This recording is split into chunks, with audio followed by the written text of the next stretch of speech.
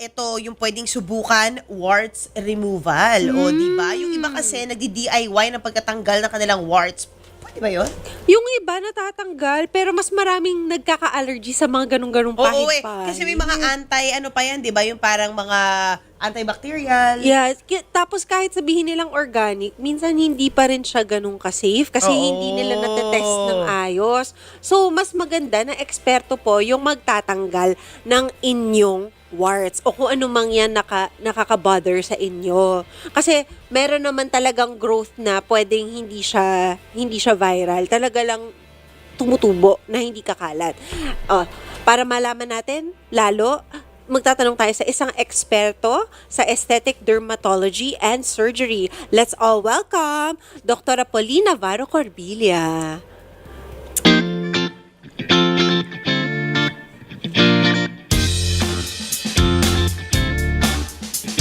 Hello, Doc Pauline! Good morning to you! Ay, Good morning, ganda-ganda rito. Ayan. Doc, umpisahan na natin. Saan ba nakukuha ang warts? Oh, okay. Warts is it came from HPV or human papilloma virus. So it's mainly a viral infection. So usually, if patients meron silang mga warts, marami kasing different types of HPV virus that causes the warts. It only depends on kung anong type yung naka-infect. So doon siya lalabas. So for example, most common is the HPV 16 and 18. So, yun yung nakikita natin most commonly on our na mga maliliit na bilog-bilog. Others, they mistake it as parang nunal or yung iba mga pwedeng age spots. So, hindi nila masyadong pinapansin. But usually, patients will come to the clinic, medyo madami na sila, and also they have na parang complaints na medyo makate, ganyan, or lumaki, ganon. So, saka lang sila nagko-consult. Or they've tried removing it at hindi nila matanggal. Oh, yung mga ginagawa nila na kailangan babaladok na dapat eksperto yung gumawa. What kind of home remedies do they do ba? Usually kasi, if you search in the internet, you will see na nakikita doon, pwedeng home remedy is lagyan ng suka, lagyan ng, actually meron yun parang mga commercially available na kasoy oil or kasoy cream, mga ganyan, or yung iba, they are manually pulling it out with the use of nail cutter, mga ganon. Oo, may mga ganun. Kasi malalaki na. Oh my Yes, gosh! kasi malaki na. Ang sakit! Naisip ko pa lang. Oh, That's pero true. Dok, sabi niyo nakakahawa ito. So saan ba ito natatransmit, tong virus na to? Okay, nakakahawa ito kasi nga it's skin-to-skin contact. Hindi lang true dahil nadikit ka dun sa person na merong HPV virus or warts. Usually, pwede rin na ginamit mo yung mga personal things niya like tuwalya, damit, ganyan. So, syempre, for hygiene purposes, we don't share our personal things like that. So yung bawal yung mga mag-share ka ng tuwalya, kahit asawa mo pa yun, hindi pwede. So you have to keep your own personal things clean and neat and sanitize all the time to make sure na you don't get or transmit HPV virus. May iba't ibang klase po ba ng warts? Yes, iba-ibang klase siya. It is caused by the same virus but marami siyang iba-ibang types. So, pwedeng mag-grow siya, yes, on the picture. So, pwedeng sa kamay, pwedeng sa paa. Common warts, meron yon isang klase. So, yung common warts, yun yung nakikita natin mostly sa mukha, sa leeg, ganyan. Plantar warts nakikita sa paa. Meron ding genital warts. Usually, ito naman ay sexually transmitted. So, usually, kapag hindi hygienic yung person and or maraming mga sexual relations sa iba-ibang partners, yes. So, nagkakaroon ng warts sa genital area. Yun, marami pang iba. Meron ding filiform warts. Yun naman yung mga malalaki. Para siyang brush, yung itsura niya. So, usually yun, talagang hindi siya kaya na yung mga pinapahid lang na home remedies. But other people, as I said, they do home mechanical treatment, yung nail cutter o kaya kinakat nila ng scissors. So, Yung nipper. you have to keep in mind that even though you remove it with a nail cutter, the virus is still there. Actually, I'm telling patients, even though we do the right or the recommended treatment, which is electrocautery or cryotherapy, kahit nagawin natin yun, there's a possibility na magre-recur siya if we don't remove the whole virus, if hindi natin na cover yung buong area kung nasan yung wart. So, kahit nagawin natin sa bahay, matanggalin natin siya through nail cutter or i-cut natin siya, or we put yung mga home remedies like suka, the cashew cream, pwedeng more complications in the future kesa pumunta ka na lang sa doktor and have an expert do pumunta it ka for na you. lang sa doktor. So, Oo. ano yung fastest That's way, right. Doc, to remove it? Kasi dapat eksperto Yes. talaga tatanggal niya. Pero may bakuna sa HPV, Doc, 'di ba? Doon sa ibang strains ng warts. So, pwede rin bang mapigilan yung pagdami ng warts kapag nagpabakuna kang ganon? HPV vaccine is mainly to address cervical cancer or prevention of cervical cancer. But HPV vaccine, yung mga types na nakaka-cause ng common warts, it is also covered by the vaccine.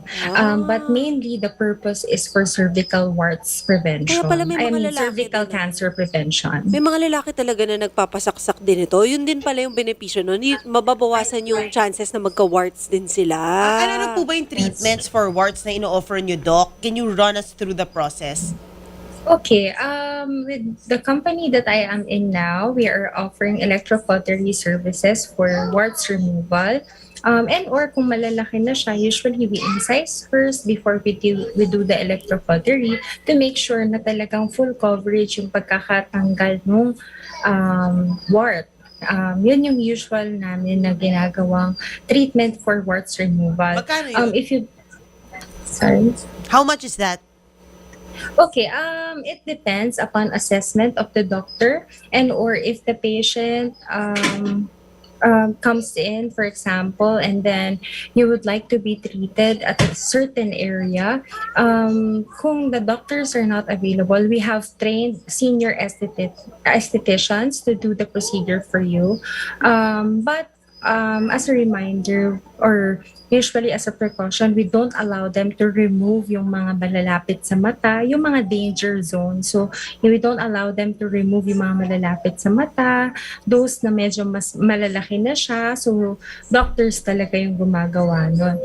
Others kasi, as I said, it doesn't only require electrocautery, kailangan pa siyang tanggalin or putulin before siya i-cauterize. So, yun, doctor's procedure yun. At pag yun yung ginawa, usually we use local anesthesia.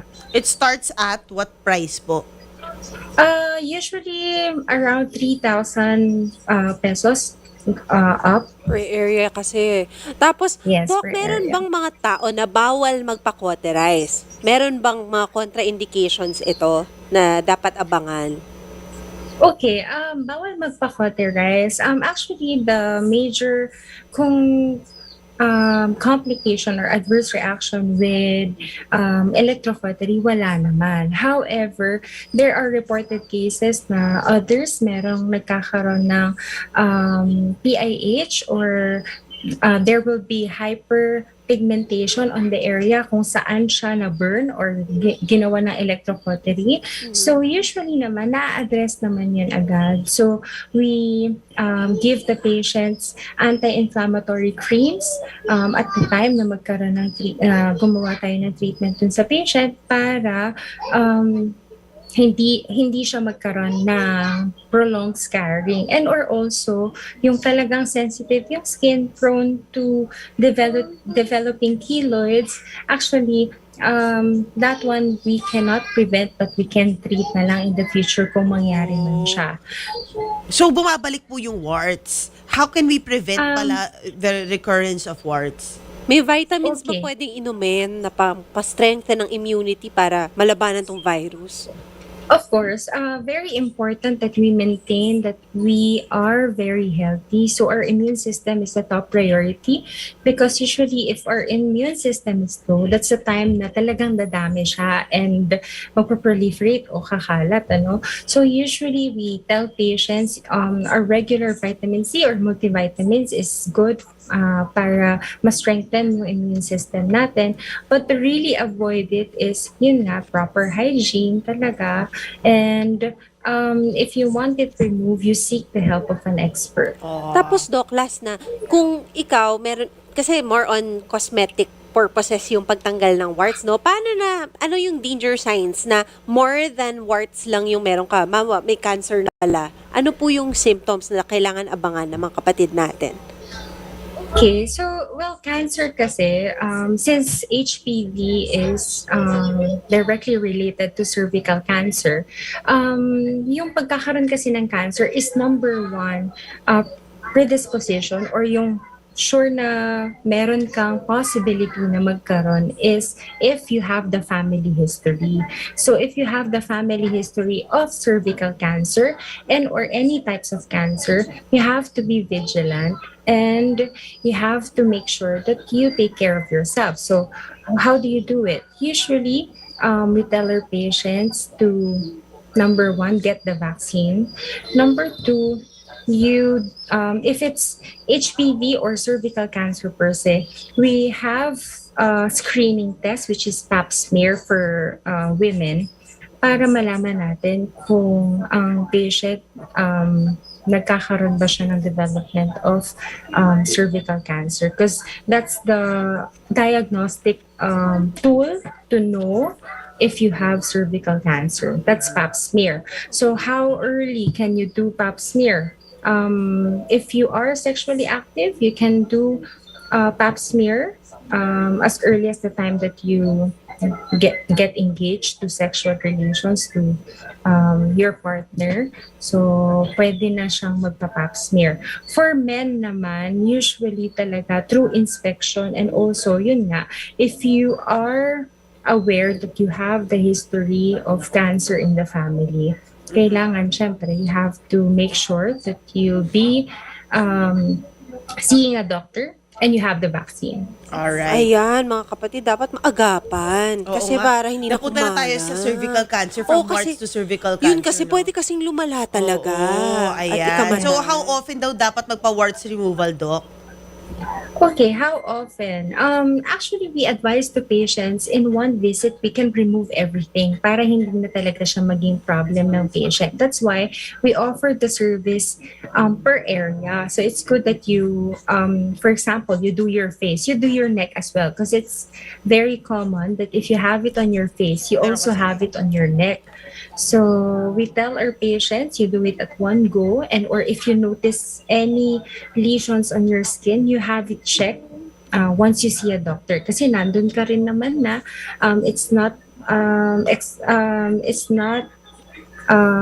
bothersome naman for the doctor if Doc, pakitingnan mo naman ito, may parang napansin ako dito, can you check if this is warts also? So, that one the doctor can do.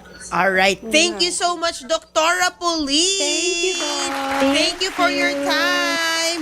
Ayan. O, diba? Meron na tayong babala tungkol dyan at reminder na kailangan magpa-wart removal tayo kung may warts tayo. Yes.